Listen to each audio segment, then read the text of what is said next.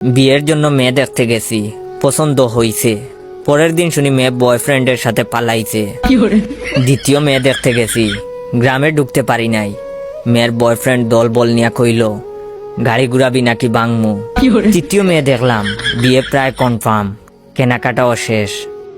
বিয়ের আগের দিন মেয়ে ফোন দিয়া কইল বয়ফ্রেন্ডের লগে রাগারাগি করে বিয়েতে হা বলছি, এখন ঝগড়া মিটছে, আমাকে বিয়ে করলে করতে পারেন, তবে আমি চান্স পেলেই বাগবো। চতুর্থ মেয়ের সাথে প্রায় বিয়ে হয়েই গেছে, প্রথম কবুল বলে ফেলেছি। দ্বিতীয়টা বলার আগেই মেয়ের বয়ফ্রেন্ডের অতর্কিত হামলা, লাঠির বাড়ির চুটে গাল অমনেই হা হইয়া আছে, 3 হাত পা ভাঙছে, হাসপাতালে নেওয়ার কেউই ছিল না। পঞ্চম মেয়েকে দেখতে আমাকে হাসপাতালে রেখেই বাপ মা মেয়ে দেখতে গেছে।